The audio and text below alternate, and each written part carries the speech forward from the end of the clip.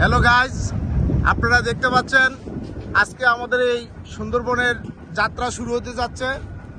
সাথে আমাদের লিটন ভাই আছে, খুব সুন্দর মজাদার লোক, আপনাদেরকে এই যাত্রাপথে গাইড দিবে এবং সুন্দর সুন্দর জোকস শোনাবে। সাথে আমার আরও দুই ভাই আছে।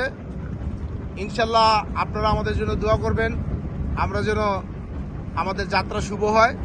এই বলে আজকের জন্য আমরা সুন্দরবনের উদ্দেশ্যে রওনা করলাম। আল্লাহ হাফেজ।